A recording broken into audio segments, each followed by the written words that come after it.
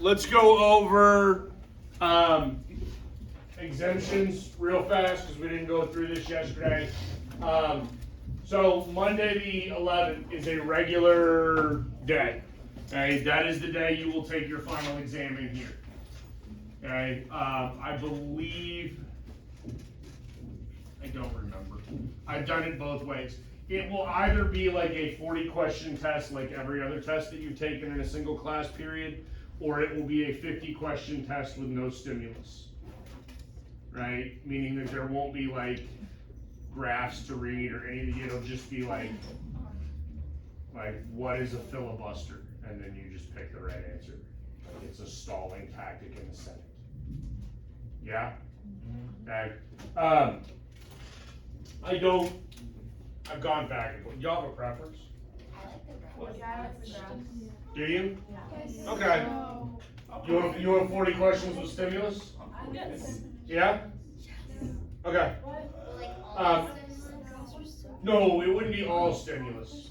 Because honestly, I don't think you can get through 40 questions. I don't think you can get through 40 questions if they were all stimulus-based questions. Because like if I made you read like an excerpt of a Federalist paper and then you read an excerpt of the Constitution and you read, like the stimulus require a little bit more time for you to answer because you actually have to like read something and look at something. You know what I mean? Whereas like, I mean, what ends a filibuster? Right? Like you just A, B, C, or D. The answer is cloture. You either know that or you don't, and you move on in life. Right? So, understand that. But we're gonna do it. We'll do it Monday. Okay? I'm assuming because y'all are seniors, most of you probably don't have a 7th. Yes. Yeah. You'll just go home whenever your day ends here. Okay? Now it gets into stuff that actually matters. On Wednesday, you should show up, assuming, because you're seniors, I'm assuming you're going to exempt everything, so let's pretend, for the sake of argument here, you are exempted from first and second period. You should show up at 9:45. You have to be here. You have to come. Okay? You have to come because I need to get paid. You understand? Okay? And when I say I need to get paid, I mean the district needs to get paid for you being here. Okay, because the district gets paid for you showing up. Okay? So, you're going to come at 9:45. At 9:45, you're going to go to your first period class. You're going to walk in and be like, hey, I'm here. And your teacher will change it from an absence to a tardy. Nobody cares. The tardies don't matter now. You're not going to get ISS because you got a tardy or two here. They reset at the end of the 6 weeks anyways, okay? And they're definitely not gonna catch up with you and somehow give you ISS here.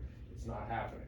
So you're gonna come at 9:45, yes? You check in, okay? Then you're gonna go to your second period and about 10:10, Mr. Forshey's gonna get on the announcements and be like, hey, if you have your form, right? Mom, dad signed your little form to check out early, hand it to your teacher, bye. And then you leave. Don't come back for the rest of the day. I know that they told you at one point in time, like if you miss your third period here, it's gonna cost you your exemption. No, it's only if you miss third period here does it cost you your exemption. Do you understand? Mm-hmm. You have to show up. In the event that you are, let's just say, I'm not gonna pick on anybody, but right, let's just say Johnny is not a morning person and Johnny is late every single day. Right? Don't push it and try to show up at 9:50. Because if you miss this window, you miss first period altogether, your exemption goes away. You have to take this test in January and that's life. Got it? Okay? I don't know exactly what's going to happen here. Okay? You're gonna have to come at 8:25. Right? You'll go to 4th, you'll come here. I think, right, and Forshey didn't give me a real super clear answer on this. I think it is during 5th, this 5th, that he'll be like, hey, if you have your form, turn your form in and go home. Okay? Because you will get marked present for 4th, present for 5th, and then if you're exempt, you've gone away and you're not doing it. You understand? What's up? Are we able to show, Are you able to what? like, is it the same for the fire, we could be at like 9:45? 9:45 here on Thursday too. Okay? You have to be here by 9:45. Yes, ma'am. Do we have to come to your 5th period if, Here? no, Here. in the final, if we're not exempt? I mean, if we already took the test, but we're not exempt, do we still have to come? You have to show up. We do. You have to show up because they need to get paid for you. They're gonna try to make your life more difficult if they can't get paid. But then you'll go to leave after the 15th. Correct, yes. For Yeah, the basically, second one for the final part? no, you will have already been gone here. No, no, no, no, no, I'm no, saying no, that no. if I didn't. You will not exempt come it, back at 10:55, no matter Even what. if I didn't exempt it? It doesn't matter, you won't come back at 10:55, because if you're here at 9 AM, this is when I will take attendance and we will get paid for your having been here. And then your parent will have checked you out, because that's what that form is, and then you're done. You're going. Even though I haven't exempt. Correct, it doesn't matter. That's when. It doesn't matter. It doesn't matter. Guys, and your exemption window has opened today.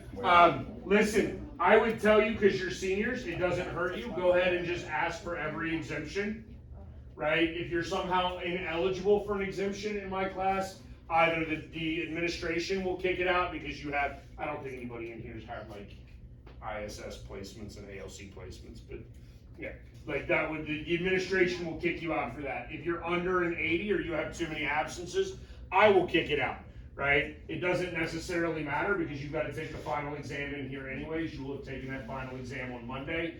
If you put in for an exemption, let's just say the same argument Luke puts in for his exemption right now, right? And I have no idea what grade Luke has. We're just gonna pretend that he has exactly an 80, right? And Luke gets a 95 on my final exam. Okay? I will take away his exemption and give him a 95 in order to help his grade.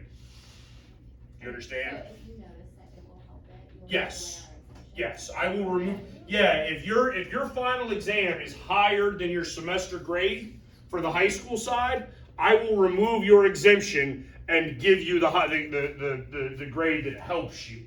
Okay. Yeah, I'm not here to hurt you in any way, shape, or form. So exempting. Yeah, that's what I said, exempt no matter what, you have to take the test no matter what. In the event that the test helps you, it will help you. Right? And if you've applied for the exemption and somehow you did not do well on the final exam, then it doesn't hurt you. Yes, ma'am. How much is the final work for our comp site? 10%? 10% or 15%? I don't remember which. It's less than it is for the high school side. The high school side, it's 20% of your grade. It is not 20% of your grade. I think it's 10. I'm rather certain it's 10%.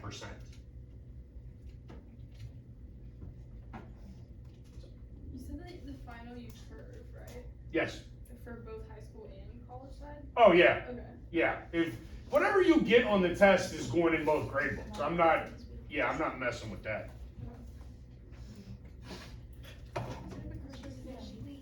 I utilize the square root formula.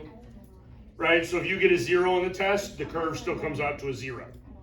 Right, you get 100 on the test, it comes out to 100. You get a 4 on the test, you get a 20. You get a 25 on the test, you get a 50. You get a 49 on the test, you get a 70. Right? Okay, any other questions? Yes. What's up? So if we don't have a 7th period final, we don't have to come on Tuesday at all. Yes, we do. Okay, it says on there that Tuesday can cost you your exemptions.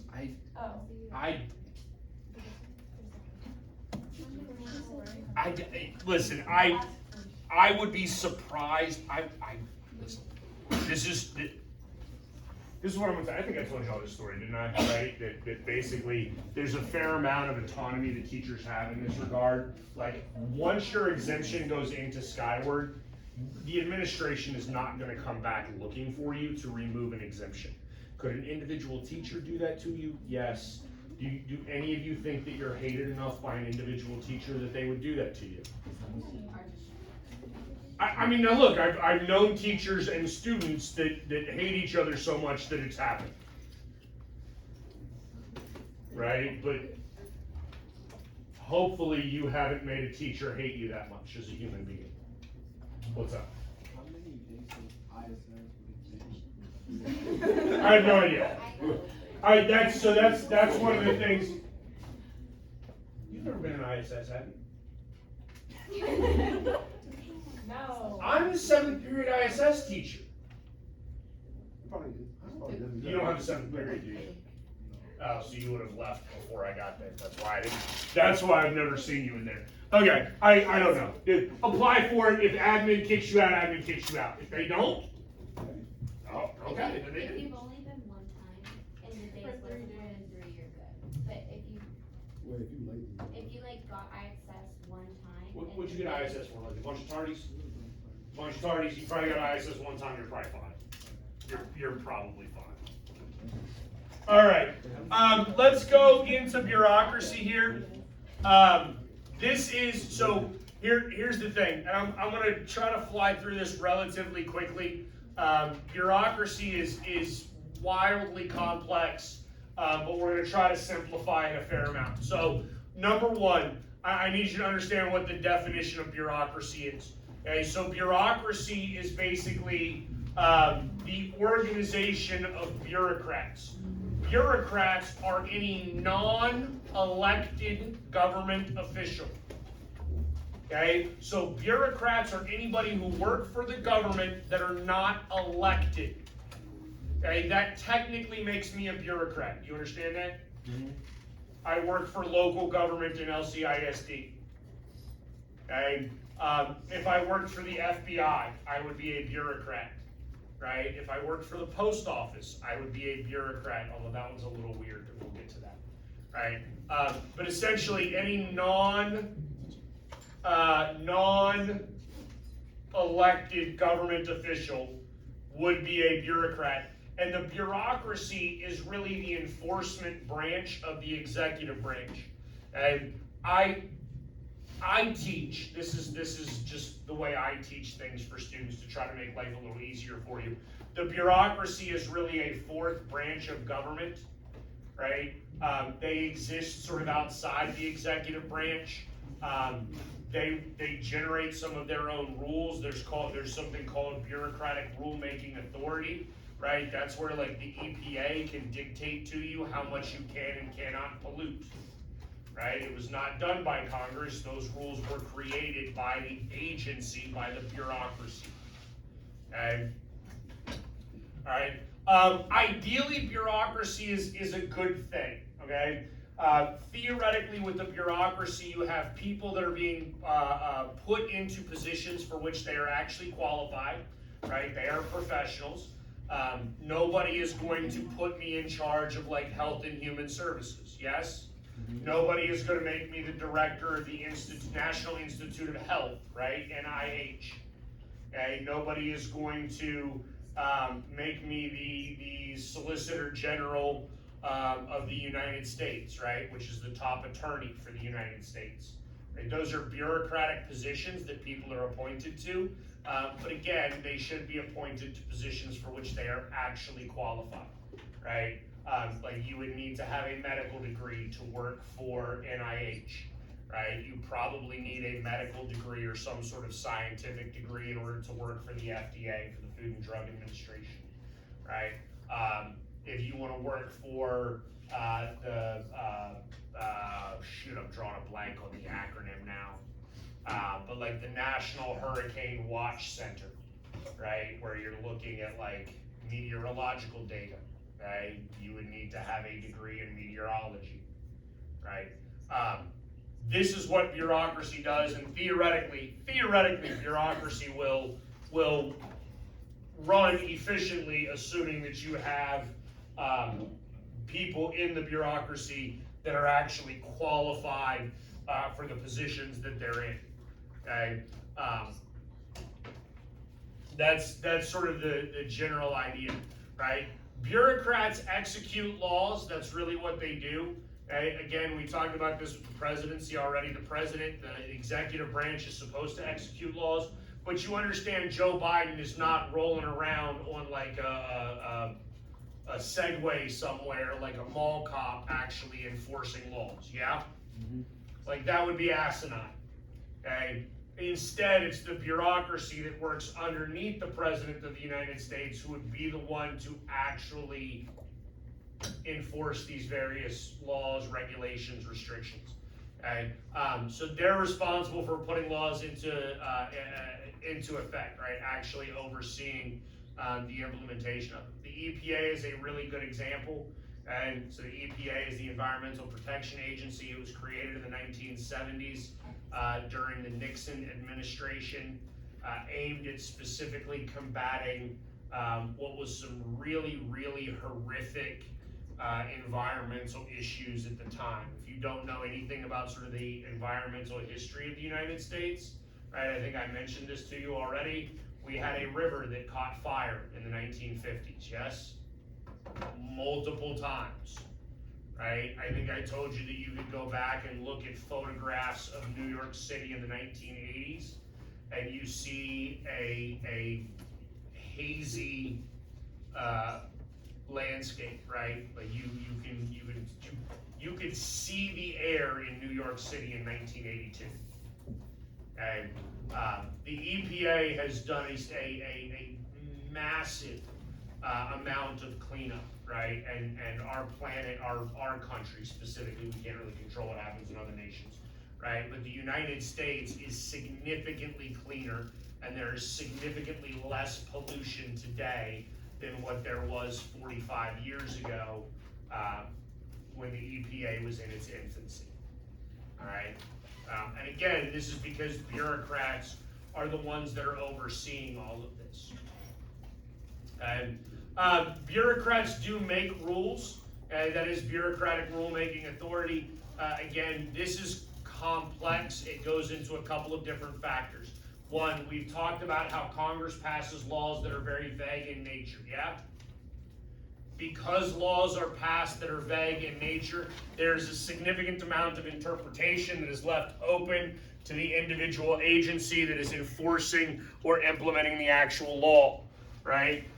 So if we pass laws about limitations on liquids entering TSA or going through airport security, you understand that there are all sorts of exceptions for that, yes?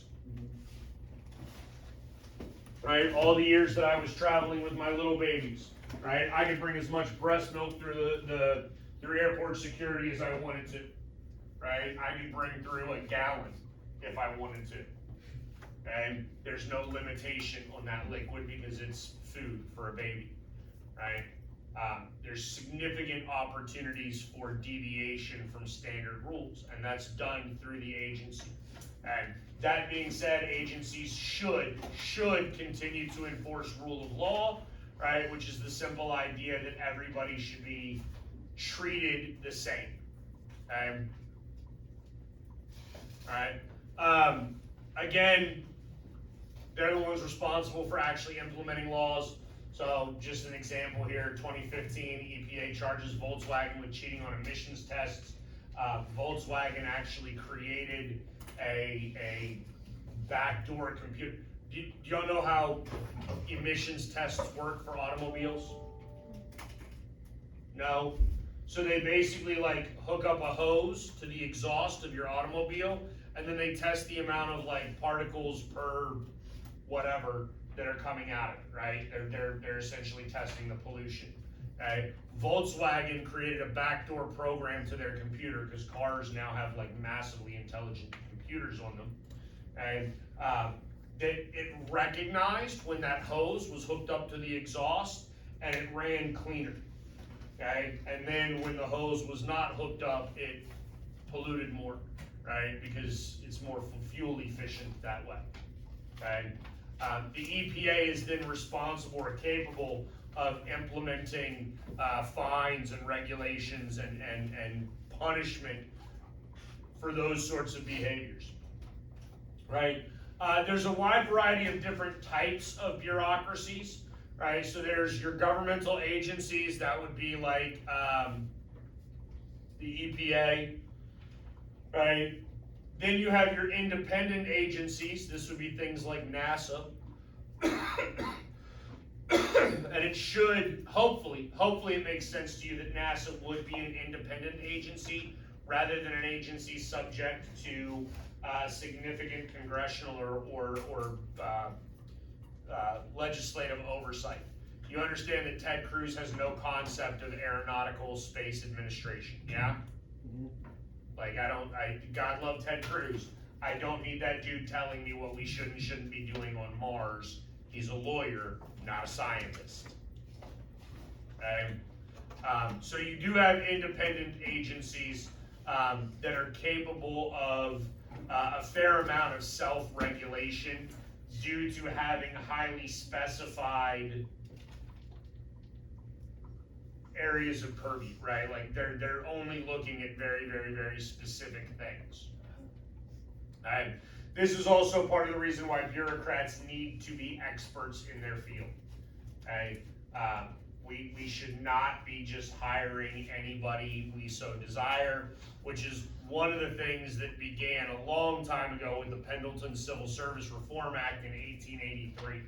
Okay, prior to 1883, our bureaucracy was essentially staffed by political appointees, right? Meaning it was patronage, it was given to cronies, people that helped you get elected. They then got jobs, but they got jobs for which they were grossly unqualified, and that's problematic.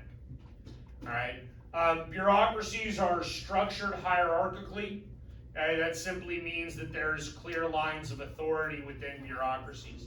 That exists in order to try to make the implementation of rules more streamlined and more efficient. And it also should help insulate bureaucratic agencies from political pressures. Our bureaucracy should operate outside of politics because the bureaucracy should not care about sort of the individual wants of people or what is politically expedient or political pressures at the time. Okay? Instead, they should simply carry out policies that are most advantageous for the majority of people. And Congress delegates a significant amount of authority to the bureaucracy now.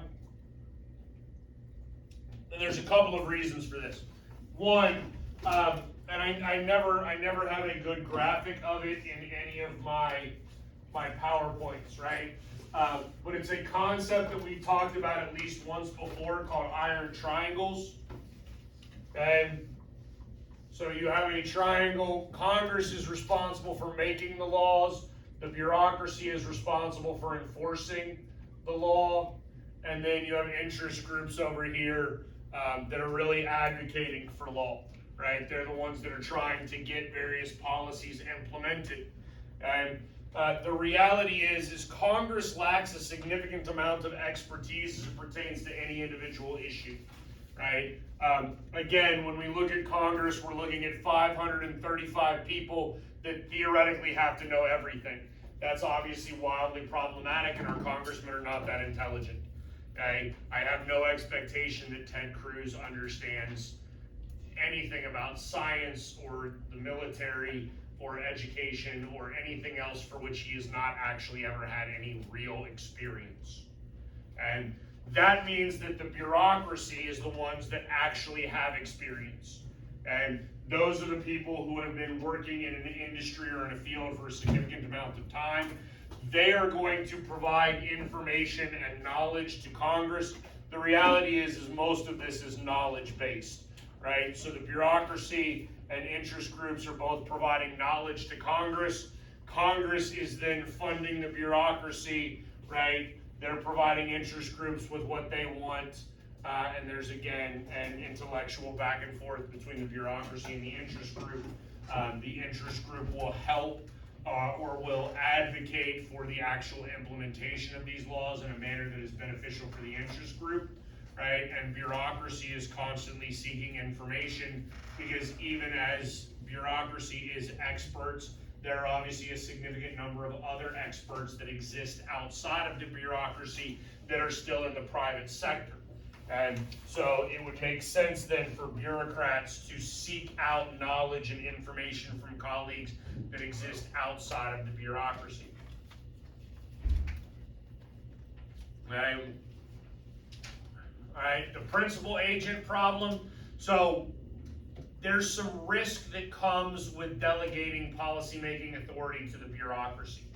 And so what really happens is that you can have a variation in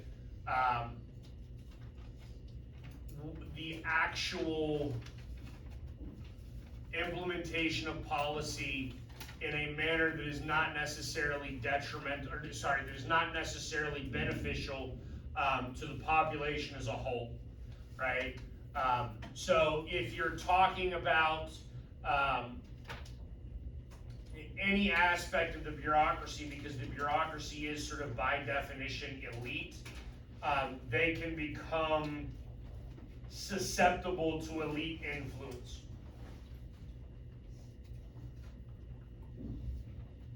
Alright, and that's sort of the principal agent problem. And bureaucracy, some of the organization to the bureaucracy, we already talked about this with the president. We know that we have the cabinet, that's 15 executive departments, and these are individual agencies: Department of Defense, Department of the Treasury, Department of Housing and Urban Development, all of those different things. They are overseen by bureaucrats. The President of the United States appoints their heads, and granted, they are subject to Senate confirmation, but these are people that should be experts in their individual fields. Although the very, very top of the the cabinet level positions, there can be a little bit more cronyism that goes into that, right? A little bit more political appointee rather than true expertise. Okay, but the people that are underneath them should theoretically be more independent and outside of the executive branch and politics. And then I told you that there are independent agencies. Okay, so independent agencies are things like NASA or the Social Security Administration. Again, they exist sort of outside of Congress and outside of significant oversight. Right? We also have independent regulatory commissions. Those commissions are organizations that oversee some specific aspect of things that are going on. The SEC, the FTC, the SFCC, those would all be good examples, right? So the Securities and Exchange Commission, that is an independent regulatory commission that oversees the stock market. Right, that's how Martha Stewart ended up in prison, because she engaged in insider trading. The FCC is the Federal Communications Commission, right? That's the organization that's going to oversee George Carlin and the 7 words that you can't say on television, right? You know what I'm talking about? No? You understand that if you turn on like Fox tonight at 8 o'clock, you're not going to see like full frontal nudity, yes? Why?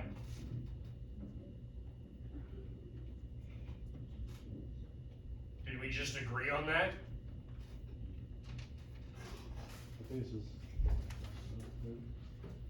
Okay, can you turn on Fox can you turn on Fox, I don't know, what is it, Friday? I don't even know what's on television anymore, I don't watch television, right? The Simpsons still comes on Sundays, right? So can you turn on The Simpsons at 8 o'clock Sunday night and hear them say the word fuck?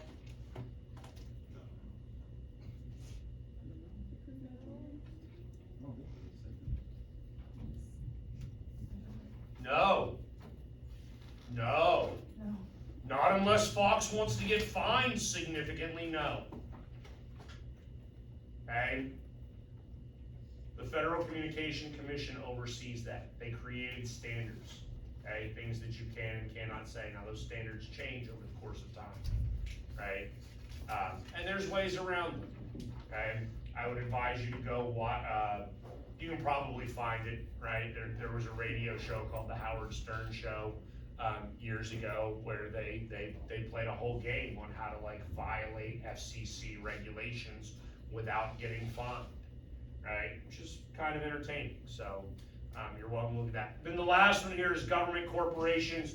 I told you a minute ago that we would talk about the post office as an example. The post office is a government corporation. Theoretically, theoretically. The post office should generate enough income on its own through the selling of stamps and the charges that it generates from shipping packages and the like, in order to sustain its own budget and not get money from the national government. Alright, although that doesn't necessarily happen. National security is its own sort of entity within the bureaucracy, only because national security is wildly complex. And we have a whole bunch of different security agencies, and they don't necessarily coordinate with one another, which is wildly problematic, right? The State Department, the Defense Department, Department of Homeland Security, the FBI, the CIA, the NSA, the TSA, all of these different entities are responsible on some level, in some manner, for national security. And so the organization, as far as national security goes, is somewhat problematic. It gets a little bit more dicey when you have the CIA that gets 3 or 4 pieces to a puzzle of an impending attack, and then they don't tell anybody, right? But the FBI had 2 other pieces, right? And if we had put the 4 pieces the CIA had together with the 2 pieces the FBI had, maybe we could have stopped that terrorist attack. We don't do it because the CIA doesn't want to share resources with the FBI. In the event that they share resources with the FBI and they solve the puzzle together, then they've got to share budget information, right? Or they've got to share budgeting constrictions later on, right? Most of these agencies try to go it alone because they want to try to prove that they're the best at this, and therefore they should be getting more money and everybody else should be getting less money. And economic agencies, we have a number of different economic agencies run predominantly through the Treasury Department, right? So the IRS would be underneath that. The Fed exists outside of the Treasury Department, right? It would really be an independent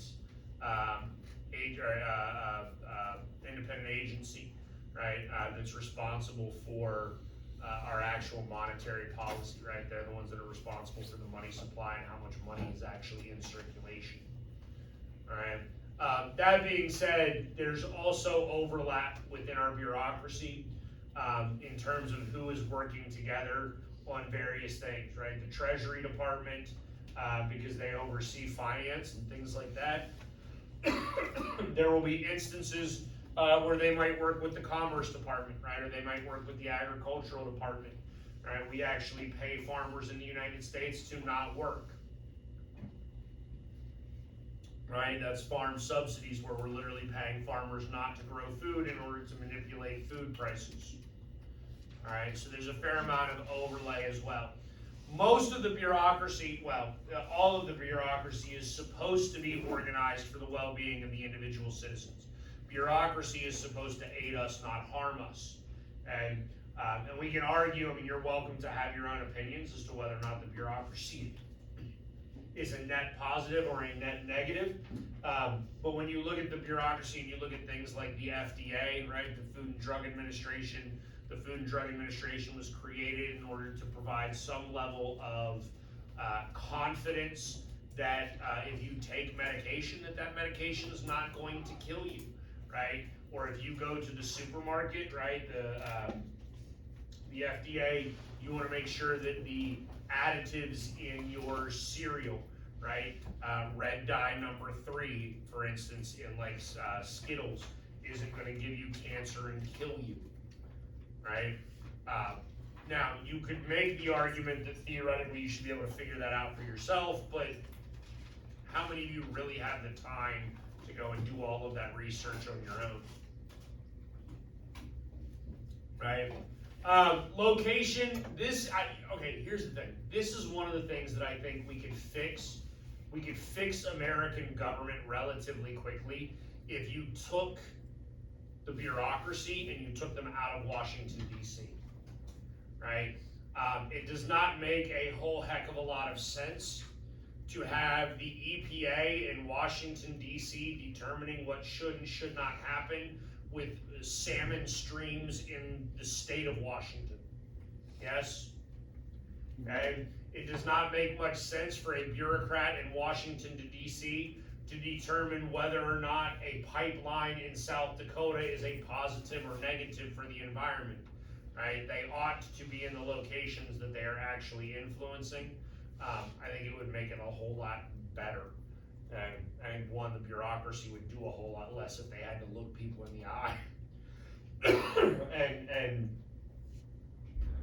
actually influence the people or look at the people whose policies they are influencing, especially if those policies are a negative influence on the individual's lives.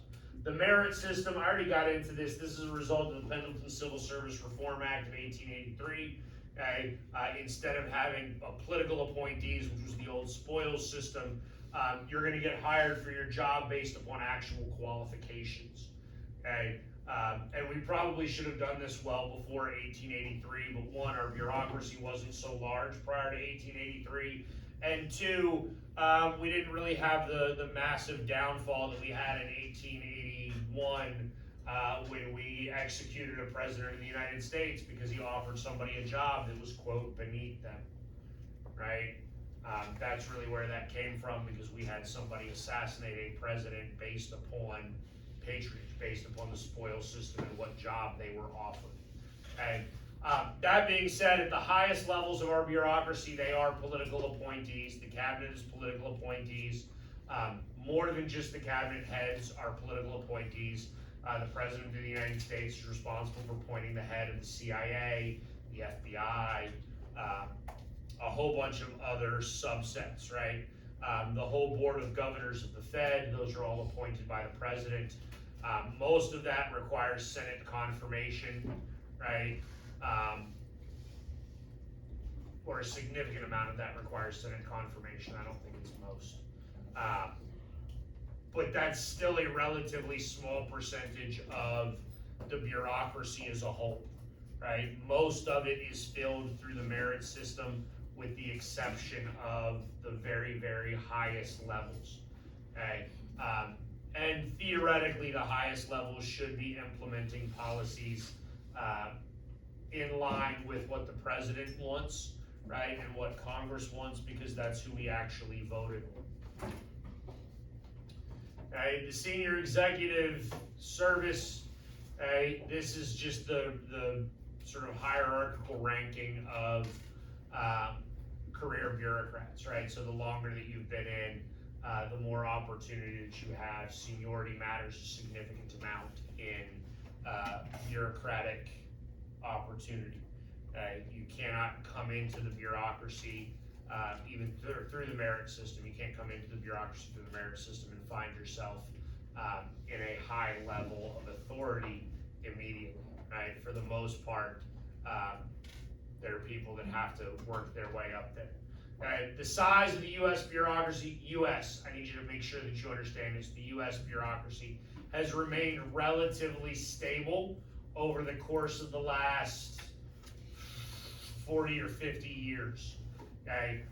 That being said, we have taken things and we've created branches of our government, right? We've created executive departments like the Department of Homeland Security after 9/11. Yet, even though we created an entire cabinet level department, that does not mean that our bureaucracy went up in size. We simply restructured it, right? A part of the Department of Homeland Security is the United States Coast Guard. The Coast Guard obviously existed before 9/11, yes? Y'all understand that? Prior to it being a part of the Department of Homeland Security, it was a part of which department? Anybody know? Transportation. Yeah, it was not Department of Defense. Okay? Department of Transportation. Okay? Now, that being said, because y'all say that you like to look at graphs and things like that, right? Do you see that chart right there?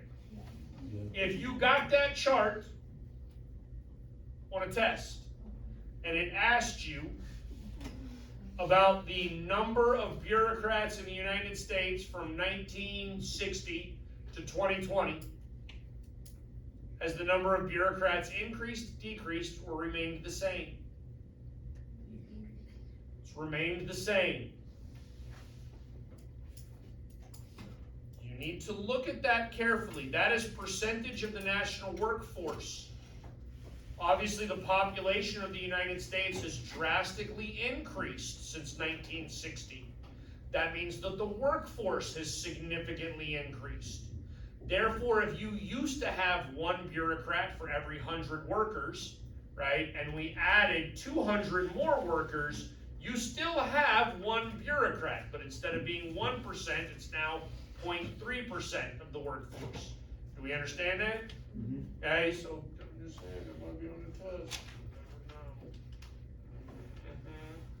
Okay, there's, it's probably worth mentioning, especially because the Republican Party talks about this all the time and has advocated for the privatization of all sorts of things, right? Like, for instance, the privatization of Social Security, the privatization of the U.S. Postal Service. And the reality is it's probably not happening anytime soon. The bureaucracy does contract out, meaning that there are private components to bureaucratic work. But for the most part, it's not something that's garnered enough traction to really come about, right? Okay. The word bureaucracy does not appear in the Constitution. On some level, the bureaucracy is a relatively modern construct. We did not have a massive bureaucracy back in the 18th century and early 19th century in the United States. But it would stand to reason that if the President of the United States is responsible for executing a whole bunch of laws and duties and things like that, they could have it, right? The President is the chief executive. He is technically the top of the bureaucracy as well. Everyone within the bureaucracy answers to the President of the United States. Those people that are appointed serve at the pleasure of the President. Those people that are not appointed, meaning that they're hired through the merit system, through civil service reform, those people do not serve at the pleasure of the President, and they cannot be fired by the President of the United States, right? If you are Agent Smith, FBI agent that deals with like bank robberies out of Denver, Colorado, right? Joe Biden cannot fire you. Okay, he can't. We already talked about OMB.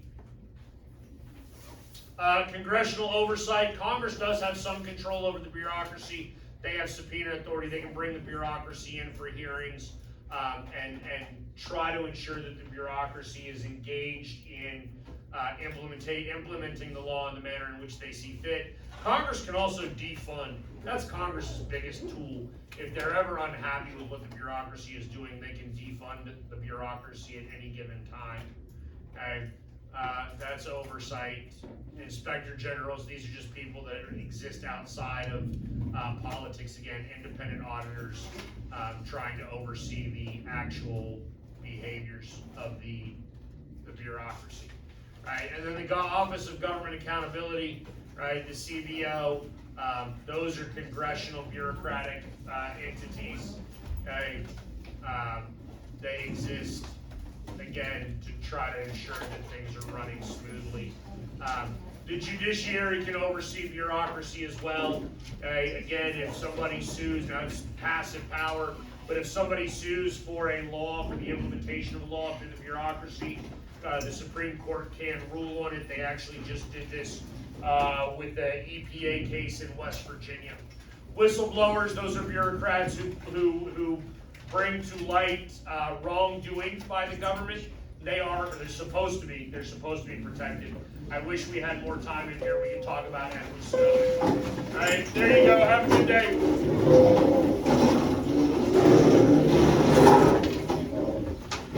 Hey, if you had this, I'll take it. Yesterday. Sure.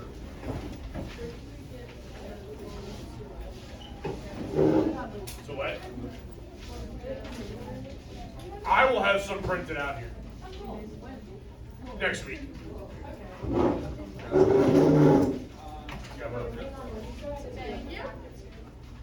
You still have your bracket? I'm missing one bracket. Yeah, can I have it? The bracket's not for like a grade. I just want to see it. Stuff we did yesterday. Here. Yeah. It was just very random. Mine was random. Well, no, that's first. You're just gonna color that in red or green, and you're gonna predict. Voting happens?